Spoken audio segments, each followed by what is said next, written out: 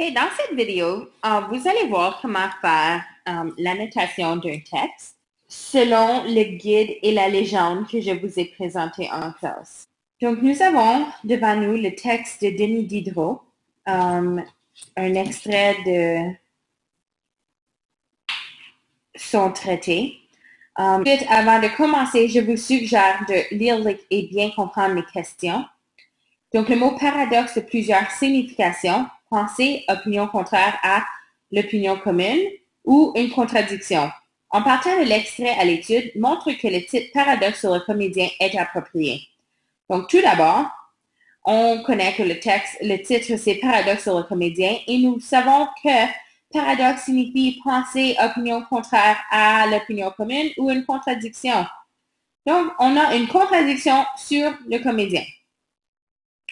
Crois-tu que les acteurs et les actrices modernes, que ce soit au théâtre, au cinéma ou à la télé, se reconnaîtraient dans cette vision du comédien ou de la comédienne de Diderot? Donc, on va parler d'une vision sur les comédiens ou les comédiennes. Te laisses-tu généralement prendre à l'illusion? Donc, une illusion veut dire se faire prendre ou prendre des apparences pour des réalités. Donc, c'est bien de comprendre le mot. Donc, je vous suggère, si vous ne connaissez pas, de le souligner et d'aller trouver la définition pour vous assurer de bien répondre à la question. Donc, on sait qu'on va parler d'une illusion qui est le jeu des acteurs. So, l'illusion que les acteurs vont présenter. OK. Paradoxe sur le comédien. On a parlé déjà un peu du titre, mais on va quand même souligner paradoxe. Et on va s'écrire une petite note pour l'avoir sur la même page que le restant du texte et pouvoir l'expliquer plus tard. Donc, on va écrire une contradiction. Ensuite, si vous voulez et si ça facilite votre tâche, vous pouvez souligner comédien et écrire à côté acteur. Parce que des fois, ça arrive qu'on mélange acteur et pour un comédien, donc quelqu'un qui fait rire, au lieu de quelqu'un qui est sur scène. Donc là, on va sortir notre stylo rouge parce qu'on va faire une lecture du début et on va peut-être vouloir souligner des mots qu'on ne comprend pas. Avant de dire Zahir vous plairez ou vous y serez ma fille, l'acteur s'est longtemps écouté lui-même. C'est qu'il s'écoute au moment où il vous trouble et que tout son talent consiste non pas à sentir comme vous le supposez, mais à rendre si scrupuleusement les signes extérieurs du sentiment que vous vous y trompez. Les cris de sa douleur sont notés dans son oreille. Si je suis pas certaine de saisir exactement ce qu'on veut dire. Les gestes de son désespoir sont de mémoire et ont été préparés devant une glace.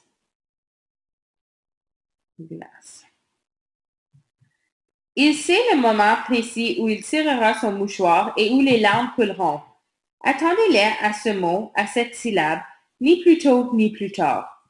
Ce tremblement de la voix, ces mots suspendus, ces sons étouffés ou traînés, ce frémissement des membres, ce vacillement des genoux, ces évanouissements, ces fureurs, pure imitation, leçons recordées d'avance, grimaces pathétiques, singeries sublimes, dont l'acteur garde le souvenir longtemps après l'avoir étudié, dont il avait la conscience présente au moment où il l'exécutait, qui lui laisse heureusement pour le poète, pour le spectateur et pour lui toute liberté de son esprit et qui ne lui ôte ainsi que les autres exercices que la force du corps. Le socle ou le cothurne déposé, sa voix est éteinte. Il éprouve une extrême fatigue. Il va changer de linge ou se coucher, mais il ne lui reste ni trouble, ni douleur, ni mélancolie, ni affaissement d'âme. Ici, je suis pas trop certaine de comprendre. Je vais mettre un petit point d'interrogation pour y revenir plus tard. Ça, je suis pas certaine de comprendre ce mot. C'est vous qui remportez toutes ces impressions. L'acteur est las et vous triste. Intéressant. Parfois, quand je regarde des films, c'est triste où les acteurs pleurent, je pleure aussi. Donc, je vais mettre une flèche ici parce que je peux faire un lien avec ce qui est dit dans l'histoire. C'est qu'il s'est démené sans rien sentir et que vous avez senti sans vous démener. Je suis pas certaine de comprendre ce que démener veut dire. Donc, je vais le souligner. S'il en était autrement, la condition de comédien serait la plus malheureuse des conditions. Mais il n'est pas le personnage, il le joue, et le joue si bien que vous le prenez pour tel. L'illusion n'est que pour vous. Il sait bien, lui, qu'il ne l'est pas. C'est intéressant. Je vais mettre un petit point d'exclamation parce que je trouve ça vraiment drôle et je trouve que c'est un point de vue unique. Okay? Je ne l'avais jamais vu de cette façon. Donc là que j'ai fini la lecture et j'ai plus ou moins compris le texte, je vais repasser à travers et je vais définir les mots que j'ai soulignés en rouge pour ensuite faire une deuxième lecture pour voir si j'ai bien compris. Donc là, j'ai déjà fait un petit peu de recherche avant de commencer la vidéo et je suis allée définir les mots. Donc, scrupuleusement veut dire attention aux détails ou minutieux. Okay? Donc, on fait attention aux détails. Glace, ici, on parle d'un miroir, évidemment, et pas un cube de glace. Frémissement et vacillement, on peut écrire un tremblement ou trembler. Et un soc est une chaussure de bois.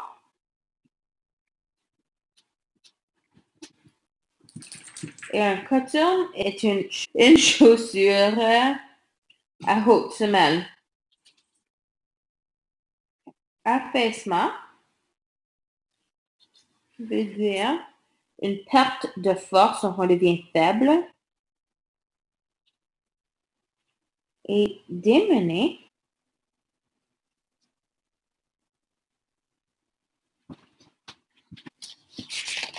là qu'on a défini les mots, on va tenter d'avoir une meilleure compréhension du texte. On a peut-être manqué quelques parties. Donc, on va relire et on va ajouter au besoin. Donc, on a défini les mots et on s'est posé des questions. On a mis un point d'interrogation et on a oublié de mentionner ici que l'auteur a donné un exemple. Okay. Donc, on va ajouter exemple ici. Okay. Maintenant qu'on a fait la lecture, on va tenter de résumer quelques parties. Là, mon texte est très rempli parce que ça va un petit peu mal des fois à écrire avec l'iPad. Donc, je vais tenter de rendre ça le plus lisible possible pour vous. Et on va offrir des cours résumés de certaines sections. Donc, avant de dire Zahir, vous pleurez ou vous y serez ma fille, l'acteur s'est longtemps écouté lui-même. Donc, il pratique. On va écrire nos petits résumés ou nos paraphrases dans une autre couleur ici. Ce qu'on est en train de dire, l'auteur a pratiqué. C'est qu'il s'écoute au moment où il vous trouble et que tout son talent consiste non pas à sentir comme vous le supposez, mais à rendre si scrupuleusement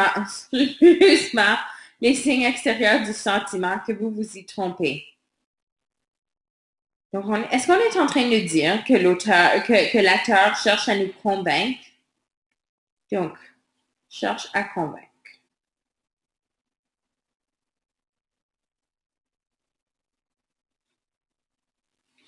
Les cris de sa douleur sont notés dans son oreille. Qu'est-ce qu'on veut dire ici? Cette phrase-là me dérange un peu. Les cris de sa douleur sont notés. Je ne suis pas certaine de comprendre. Les gestes de son désespoir sont de mémoire et ont été préparés devant une glace. Donc, encore, on continue. Il se pratique. Il sait le moment précis où il tirera son mouchoir et où les larmes couleront. Attendez-les à ce mot, à cette syllabe, ni plus tôt ni plus tard. Ce tremblement de la voix, ces mots suspendus, ces sons étouffés ou traînés, ce frémissement des membres, ce vacillement des genoux, ces évanouissements, ces fureurs, pure imitation, leçons recordées d'avance, grimaces pathétiques, singeries sublimes, dont l'acteur garde le souvenir longtemps après l'avoir étudié, dont il avait la conscience présente au moment où il l'exécutait, qui lui laisse heureusement pour le poète, pour le spectateur et pour lui toute liberté de son esprit, et qui ne lui ôte ainsi que les autres exercices que la force du corps. Ici, on dirait que vraiment, il fait une longue liste des tâches de l'acteur. Donc, on va écrire tâches.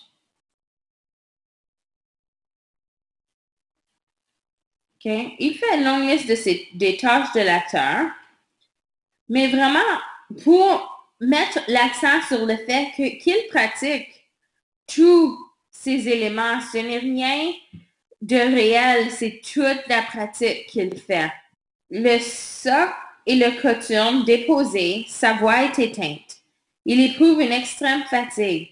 Il va changer de linge ou se coucher, mais il ne lui reste ni trouble, ni douleur, ni mélancolie, ni affaissement d'âme. Oups. Donc, une fois que l'auteur a fait tout ça,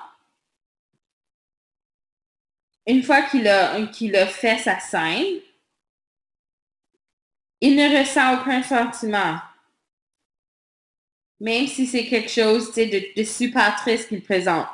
Il n'a aucun sentiment suite à ça.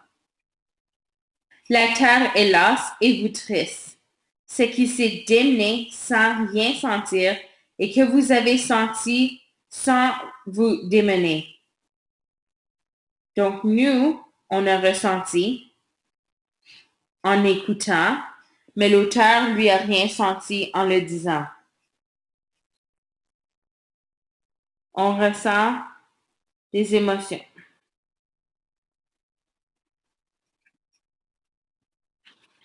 S'il en était autrement, la condition de comédien serait la plus malheureuse des conditions. Donc, si le comédien resterait en caractère, on serait super, et il serait peut-être toujours triste, surtout s'il fait des tragédies ou des histoires tristes. Donc, s'il devait rester en caractère constamment, il ne serait pas lui-même. Donc ça, c'est surprenant un peu parce que souvent, lorsque je pense aux comédiens, je les associe à un certain rôle.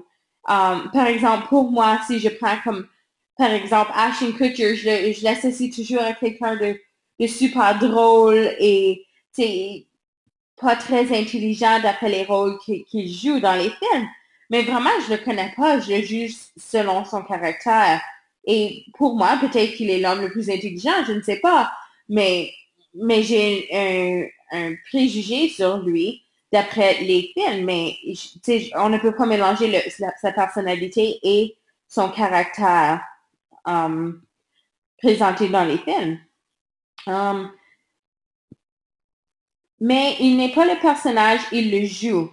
Il le joue si bien que vous le prenez pour tel. C'est comme ça, c'est comme je vous dis. Oups. Donc, il le joue si bien qu'on se laisse prendre dans le rôle. L'illusion n'est que pour vous. Il sait bien, lui, qui ne l'est pas. Okay, donc, en faisant la lecture et la deuxième lecture, maintenant, je pense bien comprendre. Il y a encore une phrase, par exemple, qui n'est pas super claire.